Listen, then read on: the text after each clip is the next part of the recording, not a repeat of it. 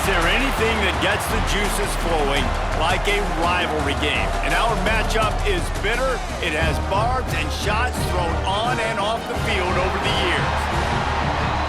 Welcome to the Wiregrass of Alabama in Troy and home to the Troy Trojans. As we'll see a squad from the Sun Belt, the South Alabama Jaguars, taking on one of the top 5 teams in the conference, the Troy Trojans. For EA Sports College Football, Reese Davis with you alongside David Pollack and Jesse Palmer. Time to get this game started.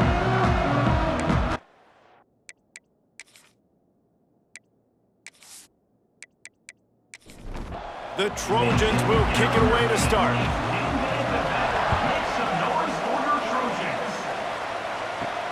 Here he comes from inside his own 5. Nice job executing all of the assignments as they put a stop to that return at the 22. The Jaguars' offense takes the field. And the adrenaline is pumping on overdrive in games like this, guys, and it's crucial to get your emotions under control. No doubt. In rivalry games, you've got to limit the mental errors, and you've got to limit the... There he goes! They'll get him on the ground at the 46, and it'll be a first down. The Jaguars moving quickly to the line. The defense has got to be more physical up front. Don't let them have those running lanes, those holes to break off a nice run, get a first down. And here's the thing, you better reload quick because they're right back on the line to call another play. Got 8 on first down, now looking at a 2nd and 2. Back to pass, it's Hollins. Caught over the middle, it's Scott. And he's knocked down immediately, but not before he moves the chains. To the air on first down. Finds a soft spot in the middle. They stop him almost immediately. Short gain there, and still a little ground to cover to pick up the first. He's tackled at the 31. Second down. Hauls it in. He is stopped behind the line of scrimmage. They'll lose yards on that one.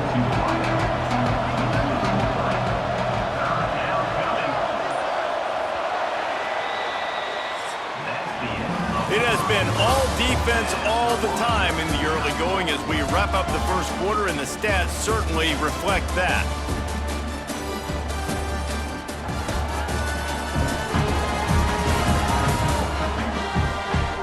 Let's see if the offenses can find a little rhythm here in the second.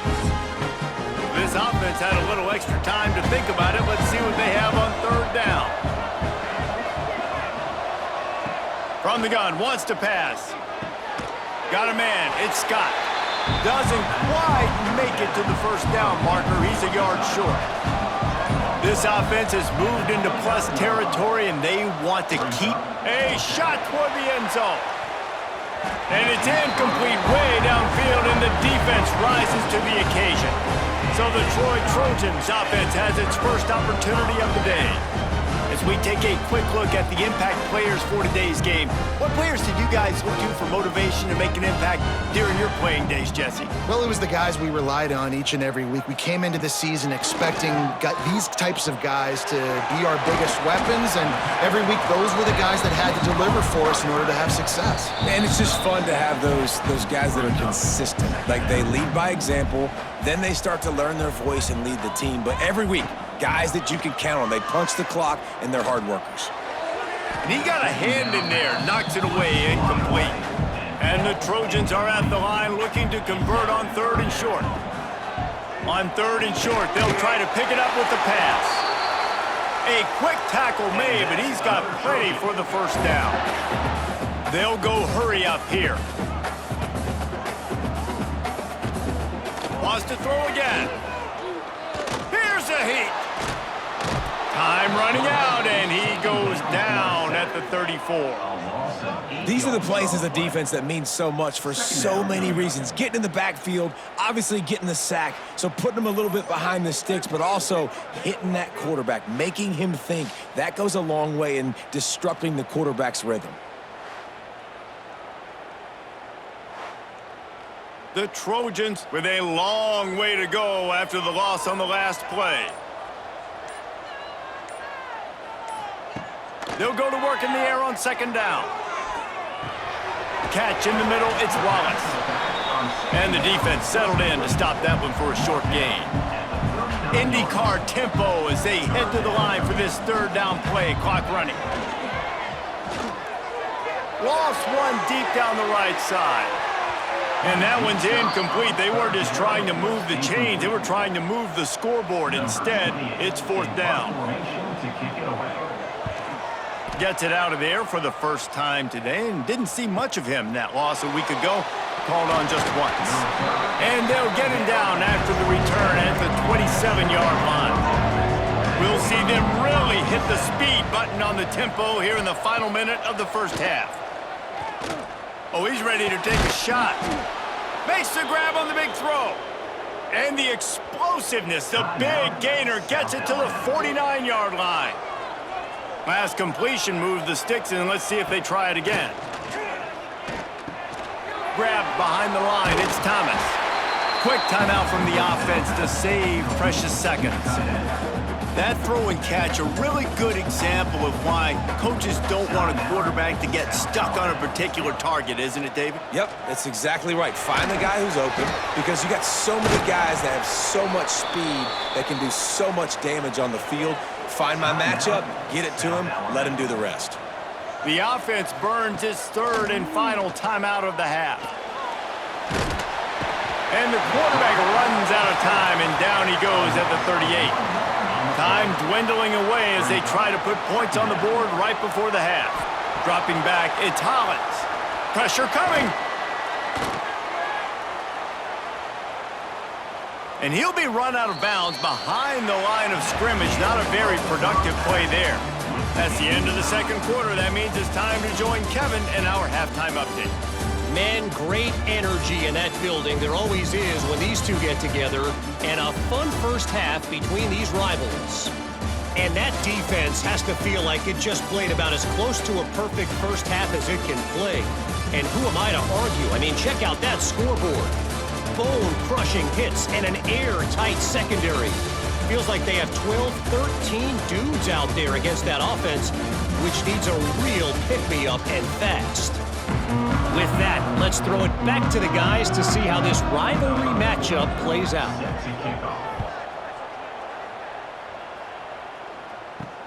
And he takes this from inside the 5. Nice job by the kickoff team. Everybody stayed in their lanes, and they'll stop him at the 16. Guys, the Troy offense returns to the field. They keep it on the ground to open the third. He is going nowhere. Stop at the line of scrimmage. And now to try to put things in motion on second and long from the 15. Looking to fire. Quickly to the flat, the wide receiver screen.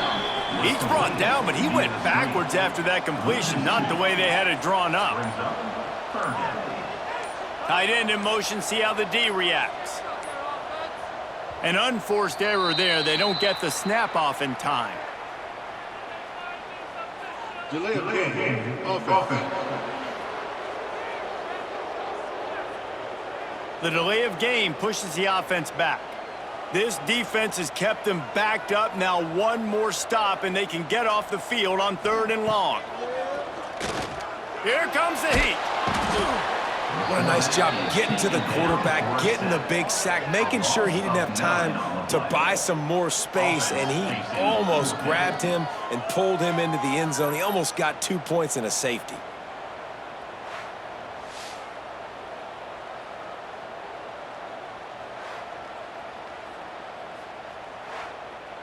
And the Trojans line up to punt it away. 3 and out, and not much choice but to get rid of the ball. Sometimes avoiding disaster is the best thing. The punter just gets it out of there. And good work by the coverage team to get the return man down on the ground. The Jaguars offense ready to go back to work. Using his legs, it's Rodgers. And the defense holds firm. No pickup at all on that play. As they get set to snap it, time winding down here in the quarter. Back to throw, it's Hollins. How about that play to get a hand in there and force the incompletion? This should be the last play of the quarter. On 3rd and long, he's going to have to throw for it. Hits him in stride inside the 10. He was just a breath from taking that one all the way, and he'll run that momentum right into the 4th quarter. All defense so far, nobody giving an inch. And how long has it been since you've seen a scoreless game through 3 periods? It's easy to think back to 2014, Wake Forest, Virginia Tech, the last time we had a game go into overtime as a scoreless tie. Let's see if that's the way this one goes as we start the 4th. Fullback's got it. Touchdown, Jaguars! They move on top here in the 4th. We finally get some points on the board. The defense has been dominating the day. Unbelievable job. 3/4 of shutout football. Now finally some points on the board. Let's see where this goes now once you've created some momentum.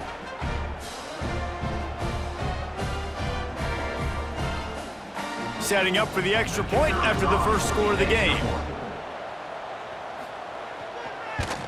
The extra point is good, and now in the 4th, they're up by a touchdown and an extra point. We check in with Kevin Connors. What's going on, Kevin? Hey, guys, got a final score in a big top 25 matchup today. Washington found a way to pull out a victory. It wasn't vintage Huskies football today. Those folks in Seattle won't remember this one forever, but they will remember it was a W. The give to the running back from the shotgun. Pac-12 football at its finest, gentlemen. Just when you think you have things figured out, a game like this happens. Kevin, thanks a lot for that one. Sounds as if they had a good one there. The pull and throw off the RPO. They're able to get him stopped just shy of the first down marker. Clock stops. We have reached the 2-minute timeout, and the offense is looking for a play to close this deal out. They're going to try to throw for it on 3rd down.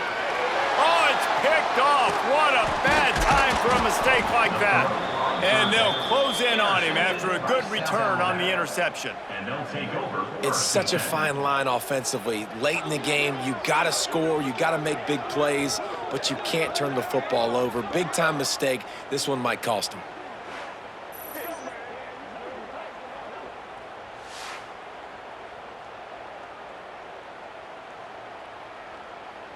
South Alabama has it back. The Jaguar offense going to work. So that defense keeps the lead right where it is and a chance to build on it, David.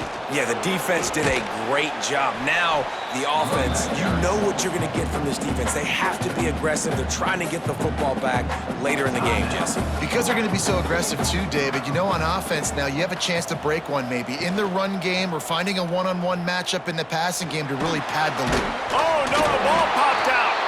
And the offense gets the ball back. How lucky are they? 5 points of pressure, high and tight.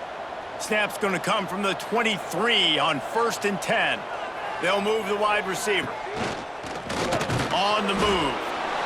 Quick timeout called by the defense, stopping the clock to save as much time as possible for their offense. They'll be perfectly content to go right back to the ground here on 2nd and 8. Caught in the backfield, it's Thomas. And this one will be stopped for no gain. Let's see what they've dialed up on 3rd and long from the 22. Handoff to the lone back. Strong belief in this running game as he powers his way ahead and picks up 8.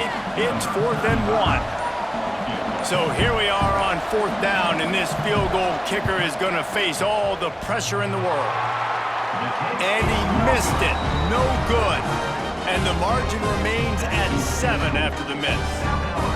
And I like the decision to go up by more than a touchdown in the 4th quarter is the right call, but the execution doesn't come through. Now this football game is totally different. You don't have a 2-score lead. Your defense is going to have to step up for you in a big moment late in this football game. Oh, they're after him.